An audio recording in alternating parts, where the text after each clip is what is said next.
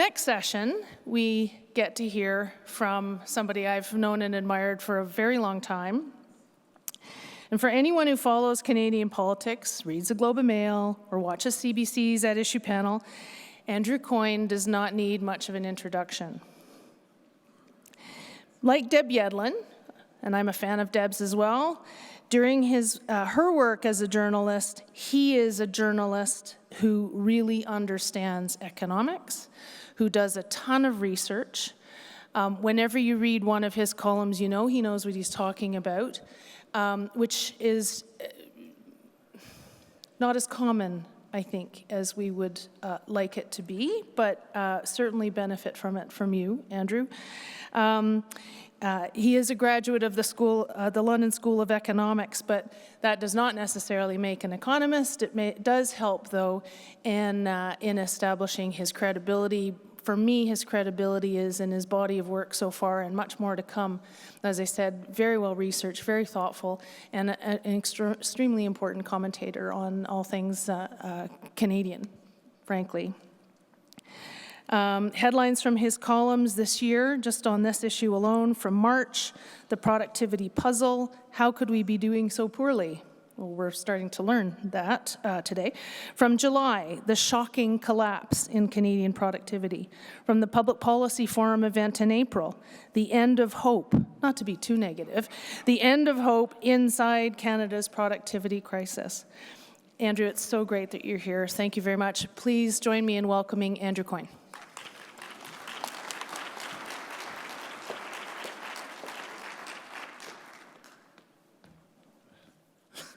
Well, thank you very much, Martha, for that very kind introduction.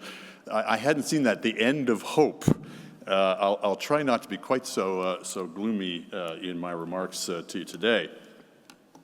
But let's get straight to it. It's become conventional, certainly in my house, to talk of Canada being in a growth crisis.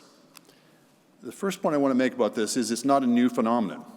Canada's sluggish rate of economic growth has been a matter of concern for decades. In the 1950s and 1960s, real output grew more than 5% annually on average.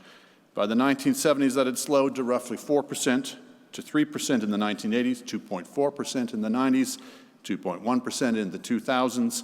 In recent years, it's averaged just over 1.5%, so less than a third the growth rate of the 50s.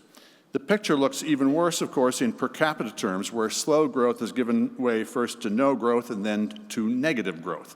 That is, growth in real GDP is now below the rate of growth in population, meaning real per capita GDP is falling. It's fallen in, I believe, 8 of the last 9 quarters, leaving it no higher than it was in fourth quarter 2014.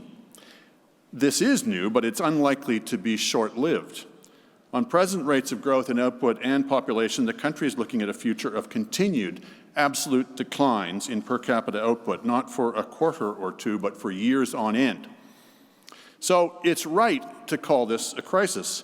When an economy ceases to grow, it isn't only living standards that suffer, but what they represent. A society that cannot look forward to a future of rising living standards is one that is deprived of one of the primary motive forces of human behavior. Yes, hope. Without the universal lubricant of growth, moreover, all of the divisions within a society, between the classes, between the generation, between sexes and races, and this is Canada, after all, the regions, are likely to be more inflamed. As the saying goes, when the watering hole runs dry, the animals start to look at each other differently. There's a particularly urgent need for growth in this country at this time. That is to say, with the aging of the population, the confluence of two forces, the post-war baby boom generation working its way through the population python, and longer lifespans generally. These have combined to produce a society unlike any that has ever existed. By 2050, roughly 25% of the population will be over the age of 65, up from 19% today, and up from just 7% in the early 1970s. This has two primary implications. One, obviously, is cost, particularly for healthcare. As a rule of thumb, per capita consumption of healthcare doubles for each 10 years over the age of 55. Healthcare is already absorbing almost 50% of provincial own source revenue. So if you take out federal transfers, almost 50% of provincial revenues going to that one department. And as the population continues to age, as more and more people live to 75 and 85 and 95 and over, that proportion can only grow. Add in the costs of pensions, elderly benefits, and so on, and the C.D. Howe Institute calculates that population aging represents a net unfunded liability, promises to pay that we have not set aside revenues to cover, on the order, I think the most recent estimate was $3.9 trillion. That's on top of the unfunded liabilities in the Canada Pension Plan, something like $1.2 trillion, on top of the federal net debt of $1.2 trillion, on top of combined provincial debts of roughly $800 billion. All told, we have an implied public sector obligation in excess of $7 trillion, or nearly 2.5 times our annual GDP. Now factor in the second implication, relatively fewer people of working age to pay for all this.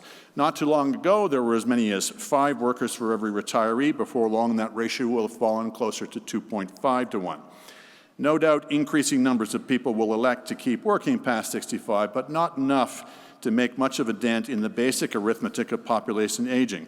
Much higher costs with fewer people to pay for them. And neither will much else, frankly. Maybe we can reform healthcare, maybe we can't. But even if we could, the best we can hope is we might slow the rate of increase in healthcare costs as a share of GDP, not reverse it. Similarly, we can take in more young people as immigrants, but not enough to make much of a difference, though every little bit helps. And of course, these young people will themselves eventually age. The implications are particularly dire for the provinces. Every year, the Parliamentary Budget Officer issues a fiscal sustainability report, including long-run projections of each of the provinces' net debt to GDP ratios. The numbers tend to jump around from year to year, reflecting shifts in the baseline from which the numbers are projected. But if you average it out over several years, certain trends emerge. 2 of the provinces, Manitoba and Newfoundland, at this point are looking at debt to GDP ratios in 25 years' time in excess of 70%. 2 more, PEI and BC, are headed in that direction. For perspective, when Saskatchewan nearly hit the debt wall in the 1990s, its debt to GDP ratio was in the high 40s. And the federal government, of course, is hardly in the clear. True, its debt to GDP ratio is only, quote unquote, 42%, but it has fiscal pressures of its own in the long run, and it doesn't take much tweaking to the models to show debt to GDP rising at the federal level north of 50% without too much difficulty. Well, the only way out of this conundrum is faster growth. It's the only way. It doesn't have to be a lot faster, so long as it's sustained, so that we can get the magic of compounding working in our favor. If we can get our growth rate up and keep it there year after year, decade after decade, the next generation or two will be so much richer than we are that they might be able to afford the crippling cost of looking after us in our dotage. This is, needless to say, not the kind of growth politicians typically talk about. Most of politics revolves around whether the economy is growing faster or slower, not over the long term, but right now, today, something over which politicians have very little actual control, but for which they are eager to claim credit or cast blame, as the case may be. A matter of pulling a lever on a wall marked fiscal or monetary policy. What we're talking about here, rather, is of growth in the long term, not the short. Growth as a secular rather than cyclical phenomenon. The problem with Canada's economy is not one of utilization, but capacity. Not so much that growth is below potential as that potential growth itself is rather less than it might be. It is not, in other words, a problem of insufficient aggregate demand, but of the economy's ability to supply goods and services to meet demand. Fixing that requires getting at the microeconomic foundations of the economy, how well or how poorly markets are functioning, rather than macroeconomic lever pulling. The good news is this is the sort of growth that governments can actually do something about. For all the fruitless debates about which form of demand management policy is least ineffective, the long-term growth trajectory of an economy really is responsive to policy. Certainly it is to bad policy. Consider the classic example of Canada versus Argentina, where Argentina had roughly the same per capita output as Canada at the beginning of the 20th century. By the end of the century, it was barely half as productive. And it is long-run growth in GDP that ultimately determines a country's standard of living. Business cycle fluctuations that seemed terribly important at the time appear as mere blips on a long-run growth chart. So the need for faster growth has never been more clear or more urgent, and yet just when we need it most, growth has disappeared. That's not a problem, of course, confined only to Canada. Growth has slowed everywhere since the heyday of the 50s and 60s, particularly in the richer countries. But the slowdown has been especially pronounced in Canada. Per capita GDP in Canada has now fallen to just 73% of US levels from 92% in 1981. And it isn't only the US we've been falling behind, it's everyone. I think if you did a poll, even today, of Canadians, you would still find large numbers of Canadians saying we're one of the richest countries in the world, maybe fifth or sixth, and once upon a time we were. 50 years ago, Canada ranked 8th among OECD countries. As of 2022, we were 15th. Where once we were well above the OECD average, we're on the verge of falling below it. We used to be richer than countries like Austria, Germany, Belgium, Finland, Iceland, and Ireland. Now all of them are richer than we are. And in the future, Canadians were jolted, I think, by a graph in the 2022 budget showing the OECD expected us to have the slowest growth in per capita GDP among its member countries over the next 40 years. Argentinification, if you will. Even this somewhat overstates our positions. Canadians work more hours on average than people in other countries. So measured in output per hour worked, labor productivity, we ranked 18th in 2022. I don't think we should be surprised to find that we've dropped out of the top 20 since. Over the last 50 years, growth in labor productivity in Canada has been the slowest among the OECD, tied with Switzerland. We have a growth crisis, in other words, because we have a productivity crisis. In the long run, the primary driver of growth is productivity, and in the long run, the productivity prognosis is not good. But how could this be? We did everything right, you will hear some economists saying. The productivity paradox, the productivity puzzle. For a while in the 1990s and 2000s, it's true, Canada seemed to be an example of everything that orthodox economics would recommend. We signed a sweeping free trade deal with the United States. The Mulroney tax reform slashed top marginal rates of corporate and personal tax rates. We brought inflation down to 2%. We converted massive deficits into surpluses, the works. And still, growth rates have declined. But if productivity has been slow to respond to the remedies of orthodox economics, tax cuts, low inflation, balanced budgets, free trade, it has proved even more of a challenge to the practitioners of unorthodox economics, for God knows there's been no shortage of these.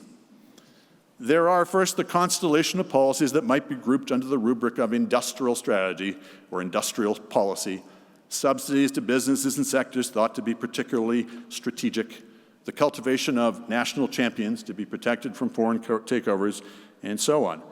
These, in turn, depend on a number of underlying and dubious assumptions that governments are better placed to divine our industrial future than private investors whose livelihoods depend on it, that there are particular sectors that are more befitting of an advanced industrial economy than others, manufacturing rather than resource extraction, high technology rather than low, goods rather than services, based not on economic considerations, but what the former OECD economist David Henderson has called the techno-aesthetic intuition of the speaker.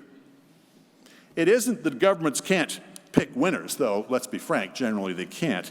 It's that the whole enterprise is fundamentally misconceived. At best, it's a zero-sum game. Whatever jobs and output are created in the subsidized sector are simply the jobs and output that are diverted from other sectors, the ones that can compete without subsidy. But there's no way around this. If a project is economic, it doesn't need a subsidy. If it isn't economic, it doesn't deserve it.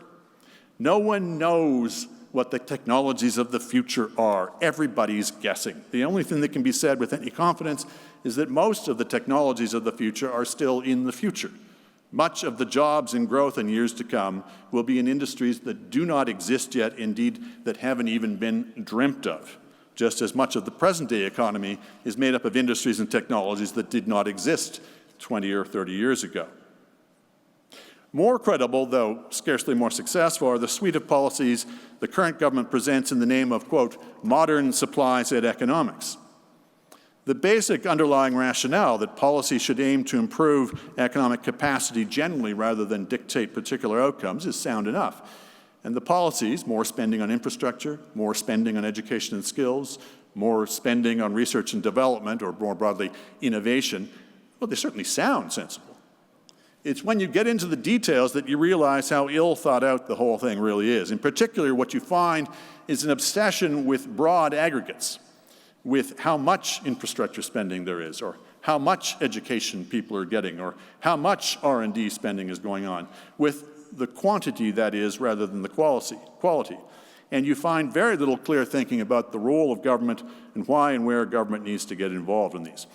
Possibly these two are connected.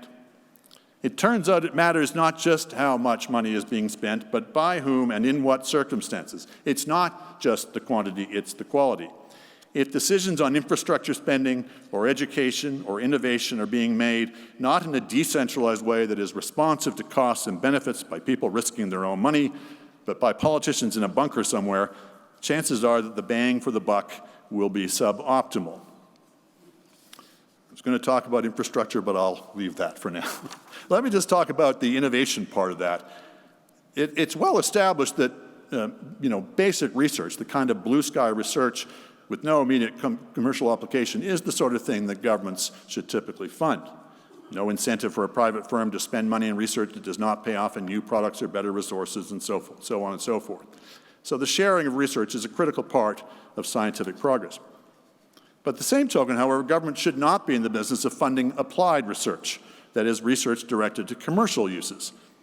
Nevertheless, governments of all stripes have felt it is their duty to spend heavily on both basic research and applied. And you can see the thinking. More research equals more innovation, equals higher productivity, equals more growth. I wish it was more complicated than that. And the fervor has only grown the less the results anyone has to show for it. When the last government, the Harper government, reviewed federal R&D programs, they found support totaled $5 billion every year, delivered through more than 60 programs spread across 17 different agencies.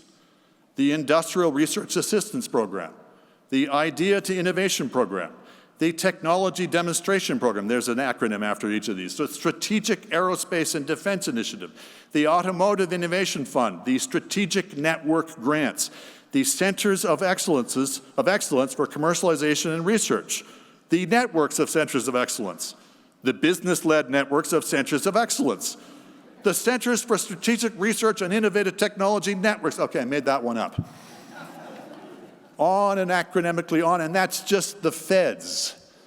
There are hundreds more innovation programs at the provincial level, and who knows how many others lurking among the nation's municipalities and universities, all on top of the flagship federal tax incentive, the Scientific Research and Experimental Development Tax Credit.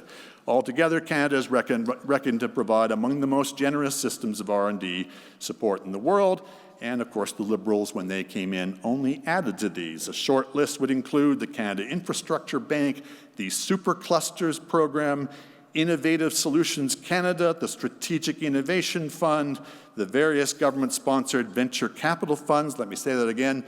Government-sponsored venture capital administered by the Business Development Bank all the way to the Canada Growth Fund, the Canada Innovation Corporation, and the massive subsidies for battery manufacturers of recent budgets. And what do we have to show for any of it? Falling capital stock, falling productivity, falling relative living standards year after year after year. So perhaps we need a shift in approach. What would a serious pro-growth agenda look like? Well, let's start with the classic solo growth model. Growth in output is the sum of growth in labor plus growth in capital plus technical change. I've already talked about the alarming decline in the worker-to-retiree ratio. I find it odd at such a time that we should be so consumed with the fear, as we seem to be today, that in fact we have too many workers. It's true that employment in Canada is at or near all-time highs as a proportion of the working-age population, but as a proportion of the whole population, the picture is rather different. So it seems to me that anything that can be done to increase labor supply is to the good. It doesn't solve all our problems, but every little bit helps. Not only sustained high immigration, but generally mobilizing every spare person hour of labor. But you say, per capita GDP is falling. Isn't it a problem that population is growing faster than the economy?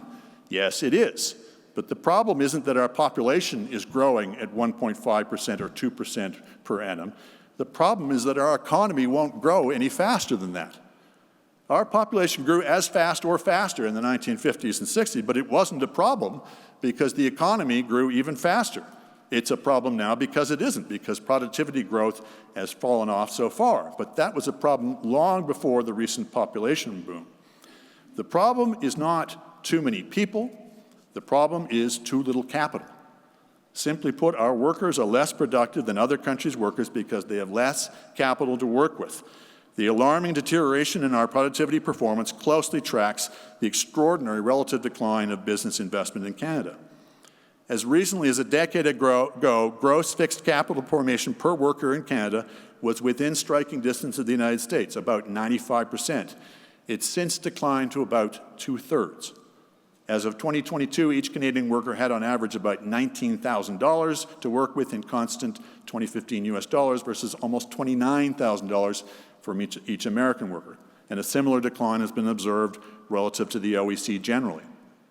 Yes, much of that decline is due to the fall off in the oil industry after the oil price collapse of 2014, 2015, but the question we need to be asking ourselves is why has nothing taken its place? So slow is the rate of new investment each year that it is not enough even to replace existing capital as it wears out or grows obsolete. That's right, the real stock of capital per worker is falling and has been since 2015. The deterioration, as a report for the C.D. Howe Institute describes it, unlike anything since these measures began. And it's not just the level of investment, it's the composition. Disaggregate gross fixed capital formation into its component parts and you find a striking trend. Since around 2000, while investment in residential structures has roughly doubled as a percentage of GDP, investment in machinery equipment has roughly halved. Well, how do we raise the level of investment? By reducing the barriers to investment.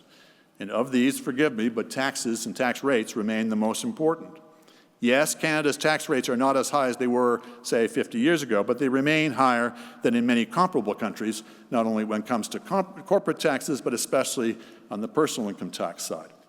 So perhaps the moment has arrived 30 years after the last major tax reform to think bigger.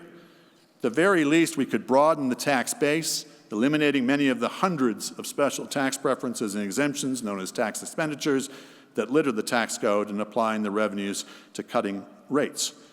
More radically, we could adopt the recommendation of many economists and abolish the corporate income tax, or rather replace it with another tax base altogether. Corporations, after all, do not ultimately pay the tax, but pass it on, some to shareholders, some to consumers, most of it, as recent research suggests, to their employees. If so, it would be not only more efficient, but more fair to tax corporate earnings at the personal level, that is, after they are distributed to individuals. Corporations could be taxed not on income, but on cash flow. The stimulative effect of allowing a business to fully deduct an investment up front in year one, rather than over the life of the investment, would likely dwarf that of cutting a few points off corporate income tax rates. And the other barrier to capital formation, foreign investment controls. We will not be able to sustain the kind of high rates of investment we will need in future just on our domestic savings. With a household savings rate of, I believe it's about 5%. We'll need to supplement it with the savings of foreigners. This is not incompatible with a rising concern for national security. It's still appropriate to apply a net benefit test to foreign takeovers. But why not adopt the recommendation of the 2008 Federal Competition Policy Review panel shared by Red Wilson and reverse the onus? Rather than require proof that a takeover is of net benefit to Canada before it is allowed, require proof it is of net disbenefit before it is forbidden. All right, suppose that succeeds in raising the rate of investment. Our troubles are over, right? More capital per worker, higher productivity, QED. Not necessarily. Simply focusing on the level of investment, it seems to me, is to make the same mistake as other approaches of confusing quantity for quality. The issue is not just how much investment there is, but how well it is being invested. How can we be sure that new capital is being put to its highest and best use, that is, in a way that maximizes productivity? One element in that, surely, is accurate prices. In a market economy, prices play a crucial role in signaling relative scarcities of different things. Generally speaking, people make good decisions about investment or anything else when they know what things cost. They make bad decisions when they don't. In too many sectors, those price signals are clouded, either by overt subsidies to business or by preferences to corporations and individuals buried deep within the tax system. I believe the economist John Lester has done the most recent and most comprehensive analysis. I think we're heading toward something like $50 billion annually just at the federal level when you combine explicit subsidies and implicit. In every case, the effect is to persuade consumers, workers, and investors to make decisions about allocating resources based not on the real costs and benefits of each choice, but on what subsidies, tax goodies, or regulatory preferences are attached. So tax reform, not just tax cuts, ought to be on the productivity menu.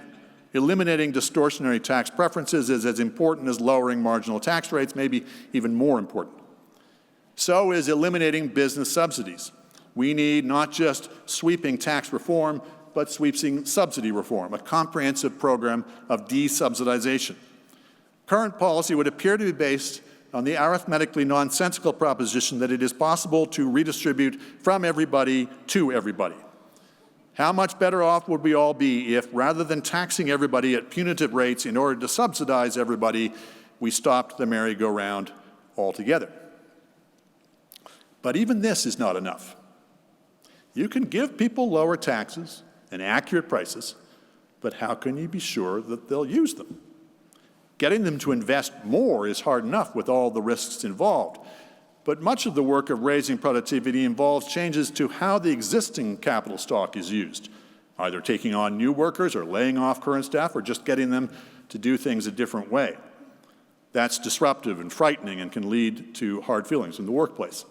And even if you could get people to do it once, how do you get them to keep on doing it over and over, year after year? And how do you induce enough of them to make these sorts of difficult changes year after year to make any noticeable difference to the long-run growth track of the economy? We're not just talking then about the level of productivity or even the rate of change in it, but about increasing the rate of change, increasing the growth rate of productivity. That's the challenge that's in front of us. So remember the third and probably most critical element in the Solow formula, technical change.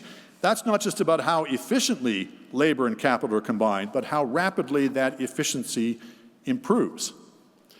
I think this might be a clue to our productivity puzzle.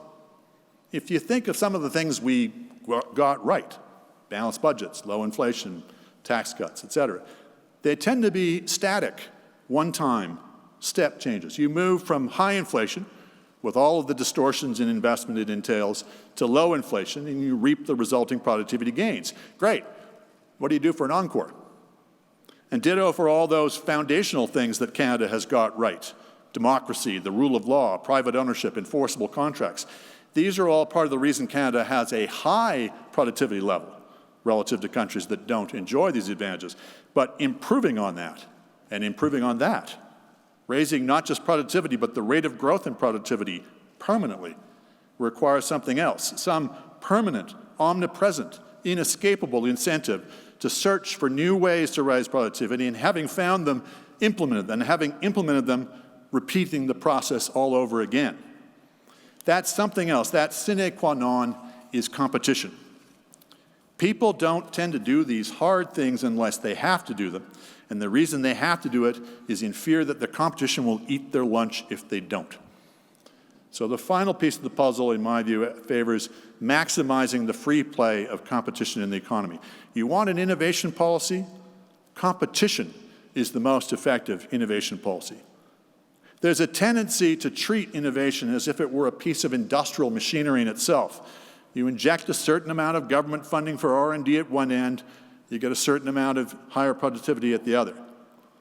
And it just isn't so. You can find a correlation barely between Canada's heroic levels of tax assistance for R&D and actual spending on R&D. But there's very little connection between aggregate spending on R&D and innovation, still less on higher productivity and higher output. It becomes more and more tenuous, the link. We begin to be on firmer ground if we understand innovation not so much as a scientific process and more as an economic one. The real gains in productivity do not typically come from startling technological breakthroughs or gee-whiz inventions, but from thousands and thousands of incremental gains at every stage of production in businesses large and small across the country. You want every manager in every one of the 1.5 million companies in this country, ideally, to be lying awake at night saying, what can I do tomorrow to make my company more efficient? Often these amount to no more than incorporating existing technologies, best practices already in place elsewhere. And what drives companies to do that? Competition. Competition, competition, competition. When you look at the literature on productivity, that word comes at you again and again and again. As the Council of Canadian Academies put it in a landmark study on the subject, competition is among the most potent incentives for innovation, both because of the benefits innovation can provide, and more importantly, the threats that can be averted if innovation keeps a firm running ahead of its competitors. Or as the Wilson panel put it, the primary drivers of productivity growth are the investment, innovation, and adaptation fostered by openness and competition. And yet, what do you see when you look across the Canadian policy landscape? You see everywhere competition being constrained. Lack of competition is a pervasive problem in Canada, not as an accident of history, but as a matter of deliberate policy. We might have liberalized much of our international trade, but important sectors of our economy, telecommunications, financial services, air travel, and beyond, remain protected oligopolies, theoretically open to competition, but effectively off limits thanks to restrictions on foreign investment. Foreign competition is the most likely source of any kind of real competition in these sectors. Other sectors, the post office, rail travel, liquor boards, remain in many provinces and across the country state monopolies for no reason other than because it would be too difficult to break them up. Or talk about our healthcare system and the lack of competition in our healthcare system. Or supply management, where Canadians, I know that's an important subject for Martha, where Canadians pay 2 and 3 times the market price for staple food items. Most disgracefully of all, 157 years after Confederation, we still do not have a functioning common market. Rather, commerce is forced to fight through hundreds and hundreds of interprovincial trade barriers.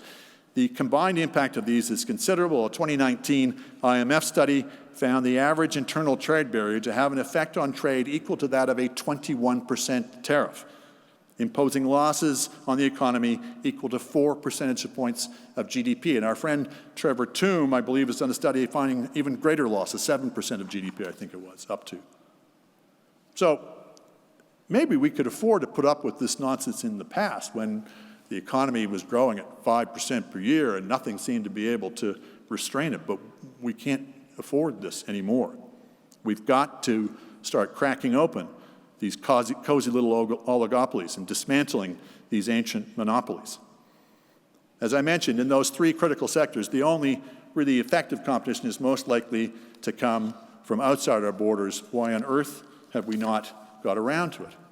You'd think in a country as vast as Canada, we would want to make travel and communications as cheap and efficient as humanly possible. The point, after all, of putting planes in the air is not to give pilots something to do. It's to move passengers from one place to another. And the operating principle of Canadian regulatory policy too often is the opposite. Industries are not regulated in the interests of the people who use them, consumers, but in the interests of the industries themselves. Consumers. If there's a word that's as important to me as competition, it's consumers. It strikes me that all the measures that might be introduced to bring more competition to the Canadian economy can be summed up in 2 words: consumers first. If governments understood nothing more than that consumption is, as Adam Smith put it, the sole end and purpose of all production, that the interests of the producer should be attended only so far as they advance the interests of the consumer, and if every regulation were subject to the test of whether it served the consumer interest, whether it put consumers first, the country would be a lot more prosperous and consumers a lot less angry. But ultimately, that's not only a matter for consumers. Ultimately, the consumer interest is the economic interest.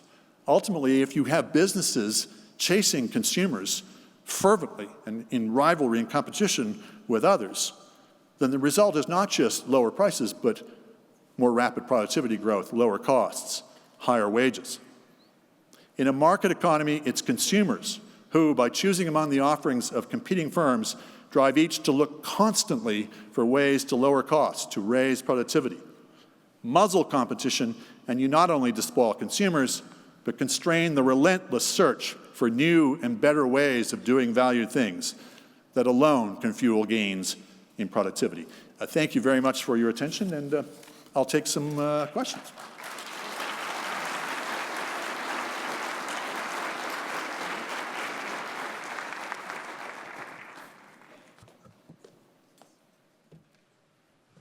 So I'm about to sit down. I wasn't really supposed to ask any questions. We was going to leave that to the audience, but I do have one I am definitely going to ask you. No, I'm coming to join you. But in the meantime, if others would like to ask questions, there are a couple of mics. We don't have a ton of time, but come to a mic and I'll see you and call on you. I'm sure there are people in the room who have some questions.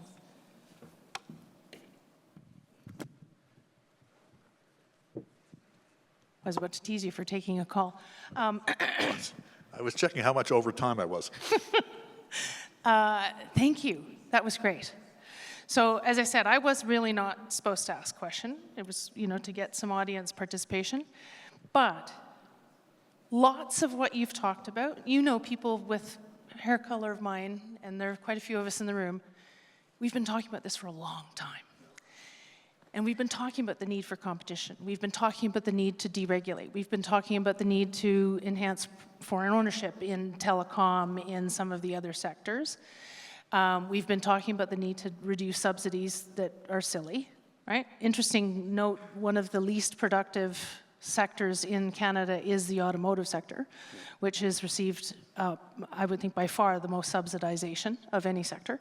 So my question is, how do we get the government, the next government, how do we get the people who are in a position to make these decisions, to change the tax code, how do we get them to do it? It's a very good question. There should be a whole field of study, I think. There's a whole field of study on what are the right policies. There's a whole field of study of public choice theory of why the right policies don't get implemented. There's a whole field of study ready to be implemented, or that needs to be done, I should say, on how do you get from A to B? How do you get the right policy to be the politically possible policy? It's difficult, but it's not impossible. For example, conventionalism had always said you can never sell free trade because the gains from free trade are spread across the population to the consumers, and they only gain a little bit and they don't even know they're gaining, whereas the losses are concentrated on a few sectors who really know who they are and have every incentive to organize and agitate, and how we ever get free trade in, and yet we did it. I think part of it is you need a crisis of some kind. In free trade's example, we had a looming prospect of a massive protectionist bill in the Congress in the 1980s that kind of made this less of an academic exercise. Part of it is idea advocacy. Part of what made free trade possible was the McDonald Commission having done the legwork on this and bringing the insights that were commonplaces of economics and economists into the mainstream. It may seem difficult to believe today, but I can remember in discussions people just thought, how can we possibly survive without trade barriers against the United States? It's like asking a fish to survive out of water. Like the whole concept of free trade was completely foreign to people.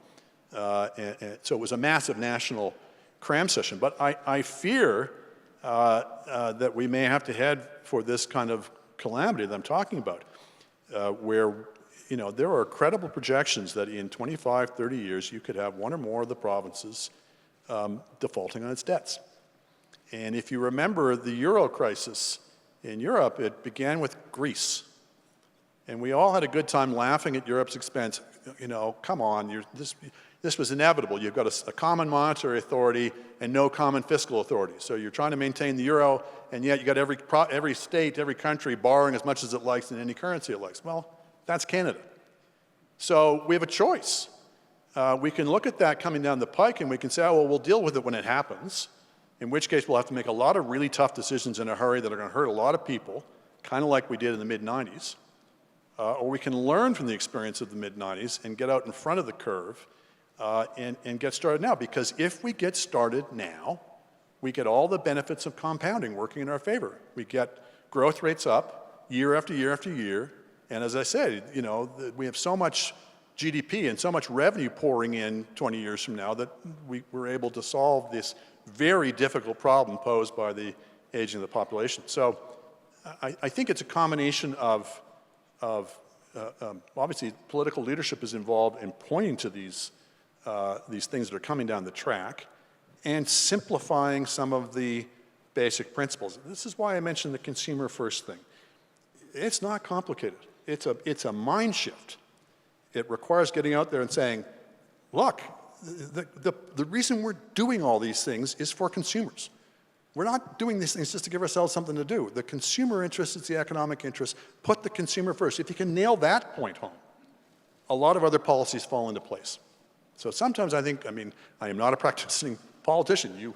You have been, there's others in the room. But I think from whatever I've been able to observe as an outsider, sometimes if you can distill these things down to first principles, as academic as that sounds, that can actually be potent because it gives you something that you can kind of nail your colors to. I'm still waiting for somebody to come up to the mic. In the meantime, there is a question over there. I will say we did have one of the breakout sessions earlier, Andrew, was about communicating the productivity challenge, and really good comments about simplifying, but also making it real for the person you're trying to persuade. And so if it's consumers, those are the voters. Because consumers leads to competition, and competition, as I say, is the only thing that's permanent and omnipresent, always pushing you to do better. Everything else is just one-time step increases. Great. If you can introduce yourself for the room before asking your question, that would be great, please. Yeah, for sure. I'm Benjamin Bergen. I'm the president of the Council of Canadian Innovators. We're a business council that focuses on innovation policy specifically, really looking at how domestic firms are actually how we create wealth and prosperity in the country. Andrew, I found your remarks interesting. I would say I agree with sort of half of them on aspects of competition. But unless we actually understand how wealth and prosperity is created through the ownership of IP and data, we're actually going to find ourselves in a very similar situation which has happened to Canadian media or happened to Canadian taxi drivers, where competition is abound. But ultimately what happens is we just become service providers. So I think you're answering part of the question. Of course, you need to liberalize, but I'm curious if you can talk more about the commercialization side and the revenue generation side that would be required to make these types of policies and Canada's prosperity a bit different. Well, I can't really. I'm not sure anybody can. Those strike me. I mean, the commercialization, the control of IP, et cetera, are important questions that you can't necessarily solve. It reminds me a little bit of the insights of behavioral economics. And people say, how can you possibly look at a simple profit maximizing model because it doesn't capture the complexity of human motivations, and it's all true. It's just you don't necessarily have anything you can go with on that. It may be a simplifying assumption, but there's no kind of predictive model that comes out of the behavioral economics insights. And I kind of feel the same way when I'm looking at, I know my old college chum Jim Balsey is always on these things as well about it. I'm just not sure that there's any quick policy recommendation that comes out of there that doesn't do more harm than good. And when I see some of the proposals, a lot of them wind up sounding pretty anti-competition. They wind up sounding like conventional protectionism in new clothes. What happened to the Canadian media industry is precisely what should have happened to the Canadian media industry, and we'd be in a lot better shape if we hadn't tried to stop it from happening. What we've been doing is desperately trying to prop up the existing stakeholders in the industry at the cost of just simply retarding their progress towards the kinds of solutions they're going to have to find for themselves in the long run. All it made us do was go back to sleep. And so, I'm open to suggestions on the score, but so far I haven't seen anything that jumps out at me as saying, yes, this is the solution, this will solve our productivity problems. It just seems to be something that's interesting, an interesting thing on the margin. I'll tweet you some stuff. Okay. Great. Hello. Introduce yourself to the audience, please. Murray Howland, Sunshine Village Ski Resort. My question is, I haven't heard a lot about government assistance in transition costs. Things like people being displaced from their job being paid UI while they're getting retrained. Could you comment on that? I think it's important at the individual level. I think it should be dispensed with altogether at the corporate level. So yeah, human beings only have one life to live. We should certainly be doing what we can to help people. It's a really difficult design problem, getting them so they actually help people rather than just, giving them another way to waste some time. So designing effective training programs, effective transition programs is a lot easier said than done. But in principle, it's obviously a humane and sensible policy that will, among other things, make people more ready and more adaptable, more willing politically to accept the whirlwind of change that competition brings. But too often, we've directed those kinds of assistance to industries, to businesses, to corporations, where, and you see the same thing in the healthcare sector. I remember Roy Romano talking about, we're going to spend all this money on healthcare to buy change. And the idea was, and this is what we're doing in the media sector, we're putting all kinds of things to give them extra runway, to help them transition. And I've come around to a view of human nature that people, that doesn't buy change, it just puts people back to sleep. The only thing that really forces people in the decision-making capacity to make the kind of tough decisions, and I say tough decisions advisedly, I wouldn't wish some of these choices on anybody. Having to lay off a bunch of people, for example, is a horrible thing to have to do, but there's sometimes just no way around it. And people don't, or certainly even just short of that, just making complicated, difficult, disruptive changes in the way you do business is not something that human beings will do unless they have to. So I've come around, I guess, more to a view that says you want, that necessity is the mother of invention, necessity is the mother of change. So help the worker, let the corporation figure it out for themselves. I hope the team is giving me, cutting me a little bit of slack. We've definitely gone over time, but these are really good questions, really good answers. Thank you. And time for one more. So if you can introduce yourself. Sure. I'm Wendy Hull. I work for an organization called Industries in Transition. I've been working for over 2 decades supporting energy transition as well as changes in the agri-food sector. So I do a lot of work with managing the tides of change with sustainability and technology, and I agree with a lot of what you're saying about kind of deconstructing and reconstructing. I completely agree with consumer first. What my question is related to supply chain management. I think I understand what your viewpoint will probably be, but I'd love to kind of talk a little bit about, there's never black or white. There's definitely a lot of gray. So I'd love to hear your thoughts and kind of talk out, what we're doing with respect to the agribusiness sector, protecting some of our Canadian farmers with respect to poultry and turkey and dairy, and what would happen or what could happen if we went to a different economic model on that front. So just a little curious what your thoughts are. Well, the general principle, it would be, even if you're decided you have to intervene politically or otherwise, you do so, direct explicit subsidies are always preferable to cross subsidies. And the worst kinds of cross subsidies are the kinds that are paid for by consumers, which is the case with supply management. Because, among other things, it's incredibly regressive. And the fact that people in progressive politics can get up on their hind legs and complain about grocery costs while supporting supply management, I just think is one of the greatest tributes to the capacity of human beings to, utter rank hypocrisy that's ever been invented. So supposing you're a politician who has to get elected, and you still feel that you have to support this relatively small sector of the economy. I mean, the number of dairy farmers that are now left, even with all this protection, Martha, is... Maybe about 8,000. 8,000, and they're all relatively wealthy. So, and it was like 250,000 when the policy was first brought in. So, but if, politics being what it is, maybe you have to support them, but support them with direct income support. And support it in a way that makes it clear this is not forever. This is to enable you to, and this is going against what I said before, but if you have to do the least bad alternative. Direct subsidies with a time limit on it seems to me to be a lot better than endless subsidies paid for by consumers. So that would be, I guess, I hope that's answering your question. Okay, I can't not just add a tiny little bit on that, because the question related a little bit to all of farming. And just to understand, supply management only applies to the dairy, poultry, and egg groups. And that actually hurts pretty much every other farming sector in Canada because we're so heavily dependent on trade. So that's a much longer conversation, but you... Well, that's a very good point also, is that it's kept farmers in those sectors from innovating and going out into the world. And so we live in fear of these New Zealand farmers. Every time you talk about getting rid of supply management, the first thing you say is, are you crazy? How would we ever compete against those New Zealand farmers?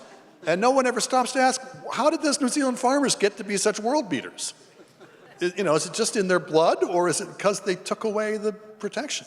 Yeah, we make really good milk. Well, actually, the cows are the ones that make the really good milk, but we make really good milk and cheese in this country, and we can't sell it. Thank you for the questions. Sorry to the team for letting us go a little bit over time, but thank you so much, Andrew, for allowing us to take you a little bit more over time, and thank you very much for this. Thank you. Thanks, everyone. Thank you very much.